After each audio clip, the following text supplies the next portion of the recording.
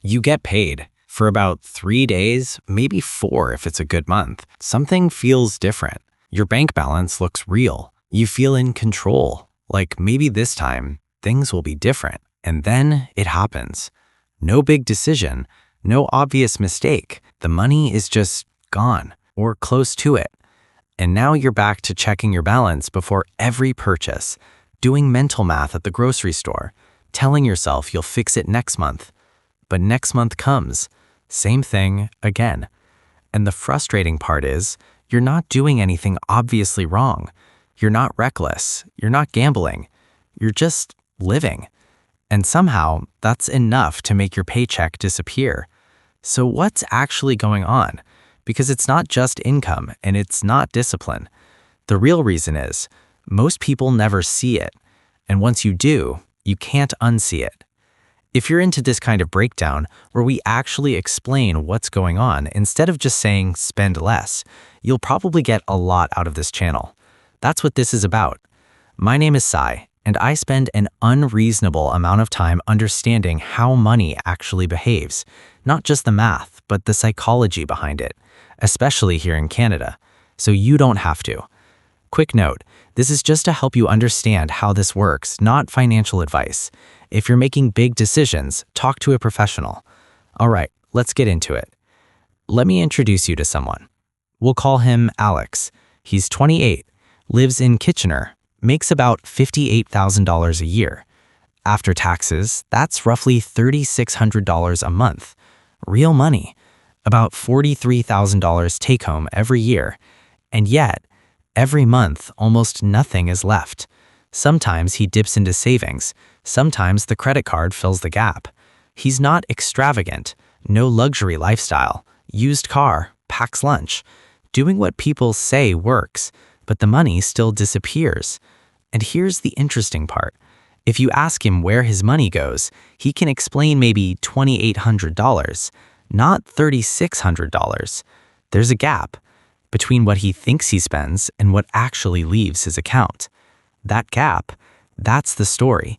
And most people watching this have their own version of it. Different numbers, same problem, same invisible leak. So let's break it down. Most people think of expenses in 2 buckets: big stuff, rent, car, groceries; small stuff, coffee, takeout, subscriptions. They track the big stuff well. Rent is $1,600, insurance is $180, phone is $65. But the small stuff, that's where it breaks. Not because of carelessness, because of how your brain works. Spend $400, you pause, you think. Spend $12, nothing. No friction, no hesitation. And that's the problem, because small numbers stack. $12, $18, $7, $23. They add up fast. Look at Alex.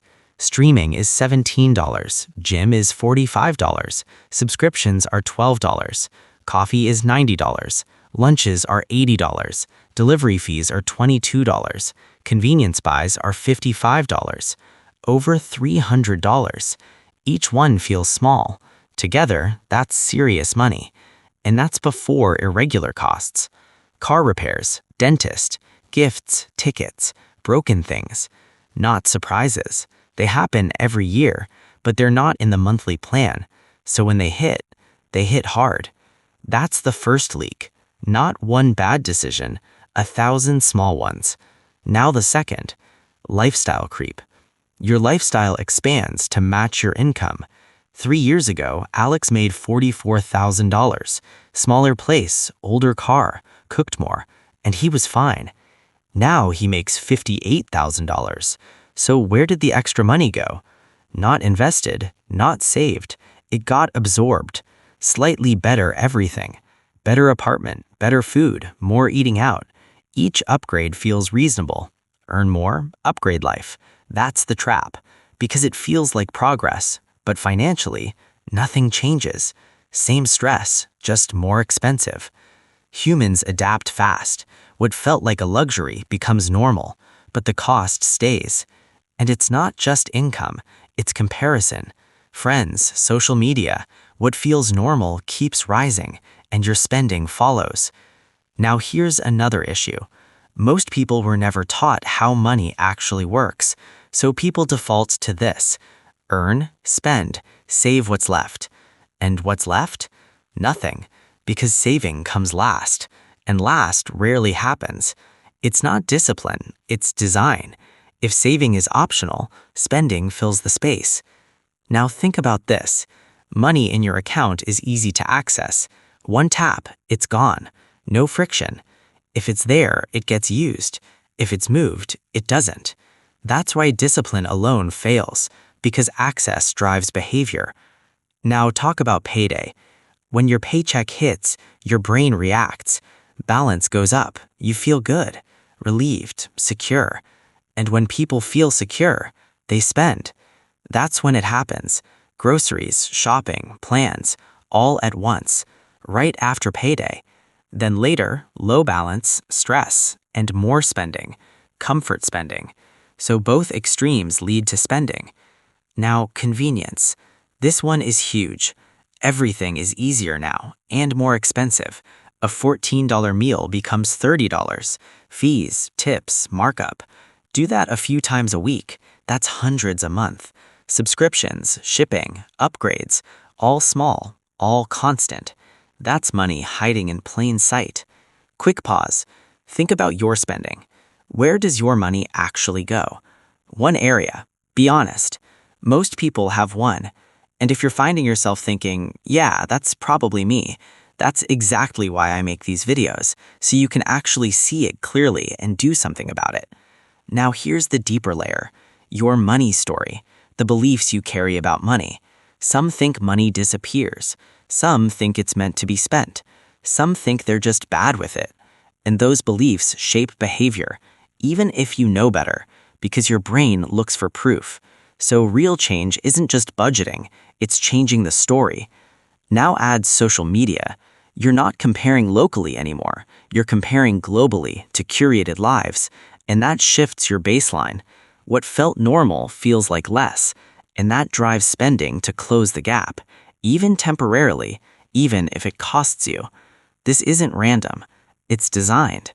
And once you see it, it loses power. Now budgeting. Sounds like the solution, but most budgets fail. They restrict without fixing reality. They ignore irregular costs, and they save last, which means they fail by design. So what actually works? Change what happens first. When money comes in, money goes out.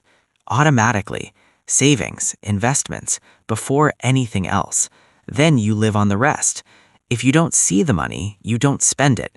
Your brain adjusts. Your lifestyle adapts. This is the shift. Now make it practical. Alex earns $3,600. $400 goes to investments.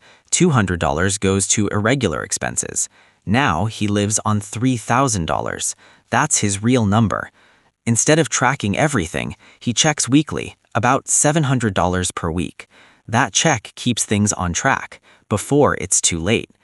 Now, irregular expenses. Plan them. Divide yearly costs by 12. Save monthly. Nothing becomes a surprise. And that removes stress, because the real problem is disruption. Now, mindset. Most people feel scarcity, even with decent income. That stress drains your thinking. So the goal isn't just more money, it's stability. Even a small buffer changes everything. And instead of thinking I need to spend less, think I want to spend intentionally. That's control. Now 5 things, not someday, this week. Because if nothing changes this week, next month stays the same. 1. Go through your last 30 days of spending. Every transaction, slowly. Put each into 3 buckets. Needed it, glad I spent it, or why did I buy this? No judgment, just clarity. Because most people don't have a money problem, they have a visibility problem. And once you see it, you can't ignore it. 2. Set up one automatic transfer. Pick a small number, $25, $50, and move it the same day your paycheck hits, immediately. Because if it sits in your account, you spend it. If it leaves first, you adjust around it. 3. Create an irregular expenses fund. Separate account. Start small. Because those costs aren't random. They're just not planned. And when they're planned, they stop feeling like setbacks. 4.